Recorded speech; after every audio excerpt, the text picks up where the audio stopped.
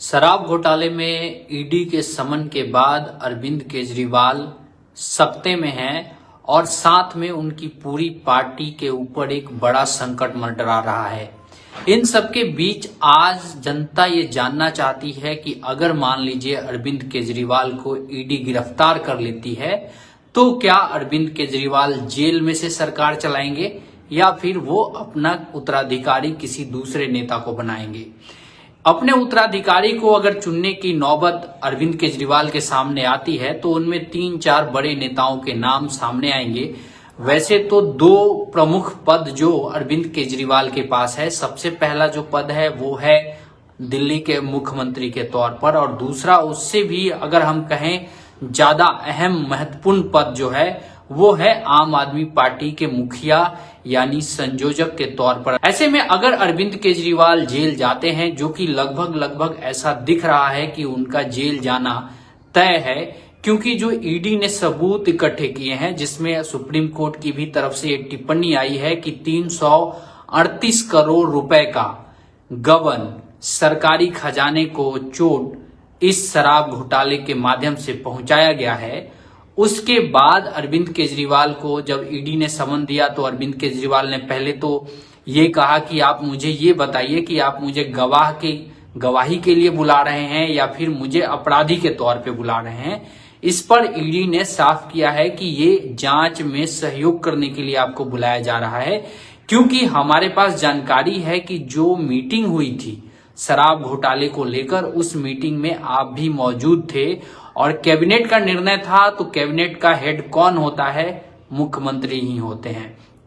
इन सब के बाद अरविंद केजरीवाल के ऊपर गिरफ्तारी का खतरा जो है वो लगातार बढ़ते जा रहा है और उम्मीद ये जताई जा रही है कि बहुत जल्द ही ईडी अरविंद केजरीवाल को अपने गिरफ्त में ले सकती है। इसके बाद आम आदमी पार्टी का जो उत्तराधिकारी होगा वो 4 नेता, मैं पहले उन नेताओं के नाम बता देता हूं। सबसे पहले कहा जा रहा है कि अरविंद केजरीवाल अपने आंदोलन के दिन के साथ जो अन्ना आंदोलन में उनके साथ जो लोग लड़ाई लड़ रहे थे उनमें से किसी एक नेता को चुनेंगे। लेकिन यहाँ समस्या यह है कि अन्ना आंदोलन के समय जो उनके साथ लोग थे उनमें से जो 2 प्रमुख लोग थे, मनीष सिसोदिया और संजय सिंह, वो दोनों पहले ही जेल में जा चुके हैं। तो ऐसे में विकल्प बचता है, एक तो गोपाल राय बचते हैं जो कि मिनिस्टर भी हैं दिल्ली सरकार में और सीनियर मंत्री हैं और अरविंद केजरीवाल के करीबी बताए जाते हैं। दूसरा, लोग ये भी कह रहे हैं कि अरविंद केजरीवाल अपनी पत्नी सुनीता केजरीवाल को मुख्यमंत्री बना सकते हैं, लेकिन यहाँ पे उनके साथ एक दिक्कत ये है कि अरविंद केजरीवाल के घर से जुड़े मामले की जांच सीबीआई कर रही है और उस जांच के तहत जो सीबीआई के पास दस्तावेज पहुंचे हुए हैं यानी कागज पहुंचे हुए हैं, उनमें ऑर्डर देने वाले कॉलम में मिसेज केजरीवाल या मैडम मिसेज चीफ मिनिस्टर का जिक्र हुआ है। ऐसा मीडिया रिपोर्ट में काफी खबर चला था। तो वहां पे एक तरीके से ऑलरेडी अरविंद केजरीवाल की पत्नी के ऊपर सवालिया निशान है कि आप किस हैसियत से पीडब्ल्यूडी के अधिकारियों को अपने आवास में अलग अलग चीजों को लगाने के लिए निर्देश दे रही थी। तो वहां पे एक प्रॉब्लम अरविंद केजरीवाल की पत्नी के भी साथ दिखता है। तो वो थोड़ा सा मुश्किल लग रहा है कि अरविंद केजरीवाल अपनी पत्नी को यहाँ पे बनाएंगे। इसके अलावा राघव चड्ढा का एक नाम आता है। राघव चड्ढा, आपको पता है कि अरविंद केजरीवाल के काफी करीबी रहे हैं, लेकिन अभी पिछले कुछ दिनों से राघव चड्ढा से भी अरविंद केजरीवाल की उतनी बन नहीं रही है। उसके अलावा एक स्पीकर हैं, दिल्ली विधानसभा के स्पीकर हैं, उनके बारे में कहा जा रहा है कि उनको अरविंद केजरीवाल अपनी गद्दी दे सकते हैं। लेकिन इन सबसे महत्वपूर्ण बात यह है कि अरविंद केजरीवाल के जेल जाने के बाद उनकी पार्टी का क्या होगा। खबर यहां तक भी चल रही है कि जो पंजाब के मुख्यमंत्री हैं भगवंत मान, वो बीजेपी के नेताओं के संपर्क में हैं।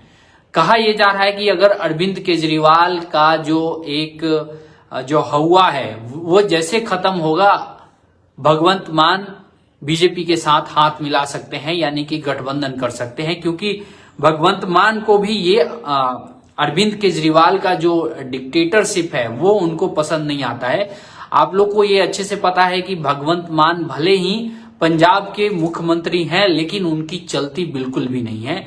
भगवंत मान उतना ही काम करते हैं जितना दिल्ली के मुख्यमंत्री और आम आदमी पार्टी के मुखिया अरविंद केजरीवाल निर्देश देते हैं। तो इससे आप लोग अंदाजा लगा सकते हैं कि मुख्यमंत्री तो भगवंत मान है, लेकिन उनके पास वो पावर नहीं है, तो भगवंत मान भी छटपटा रहे हैं।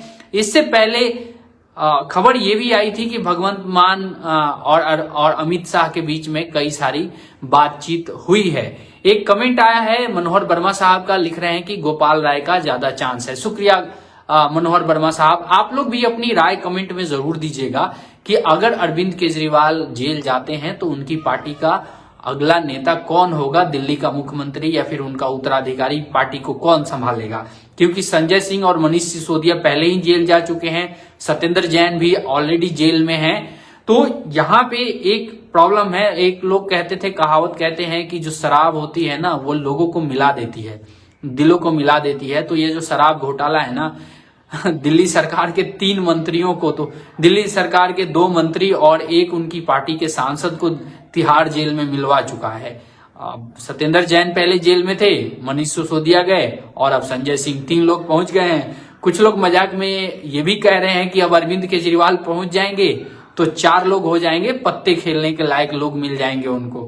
खैर ये मजाक की बात थी, लेकिन यहाँ पे प्रॉब्लम अरविंद केजरीवाल की पार्टी के अस्तित्व के ऊपर खड़ा हो जाएगा।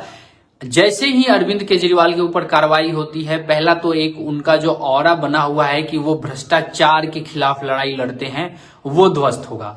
क्योंकि सुप्रीम कोर्ट अगर कोई आदेश दे रहा है उस पर कोई सवाल नहीं उठा सकता है। चलिए मान लीजिए कि ईडी ने आपके खिलाफ जानबूझ के राजनीति से प्रेरित होकर कार्रवाई की, ठीक है, मैं भी मान लेता हूं। सुप्रीम कोर्ट में तो आपकी बात सुनी जानी चाहिए थी ना, सुप्रीम कोर्ट से आपको बेल मिल जाता। अगर ईडी के बात में दम नहीं होता तो सुप्रीम कोर्ट आपको जमानत दे देती। लेकिन सुप्रीम कोर्ट ने सत्येंद्र जैन को भी रेगुलर जमानत नहीं दी है, उनको रेगुलर बेल नहीं मिला है। सत्येंद्र जैन को भी जो बेल मिला है वो मेडिकल ग्राउंड पे बेल मिला है सत्येंद्र जैन को। ठीक इसी तरीके से मनीष सिसोदिया ने बेल के लिए अप्लाई किया, अपनी पत्नी की बीमारी का बताया उन्होंने कि उनकी पत्नी बीमार रहती है, इसके लिए उन्हें बेल चाहिए, नहीं मिली। इसके हालांकि बीच में शायद 1 दिन के लिए मिलने के लिए इजाजत दी गई थी। इसके बाद मनीष सिसोदिया को लेके सुप्रीम कोर्ट ने ये कहा कि ईडी ये बताए कि मनीष सिसोदिया और जो शराब व्यापारी थे उनके बीच में 338 करोड़ का लेन देन हुआ है, तो वो सबूत कहाँ है। तो ऐसे लगा कि अब मनीष सिसोदिया को बेल मिल जाएगी। लेकिन ईडी ने जब अगले दिन अगली सुनवाई में जो डॉक्यूमेंट प्रस्तुत किए उसमें ये साफ साफ सुप्रीम कोर्ट के जजमेंट में लिखा आया है कि 338 करोड़ रुपए दिल्ली सरकार के खजाने पर नुकसान पहुंचा है, 338 करोड़ रुपए का, जो कि प्रिवेंशन ऑफ करप्शन एक्ट के तहत मामला बनता है।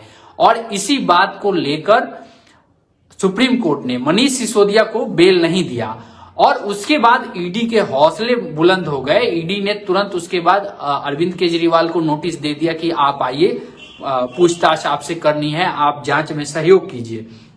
और अगर पार्टी की बात करें तो पार्टी की संयोजक उनकी पत्नी हो जाएंगी, पार्टी की संयोजक का काम उनकी पत्नी देखेंगी, दिल्ली का मुख्यमंत्री गोपाल राय हो जाएंगे।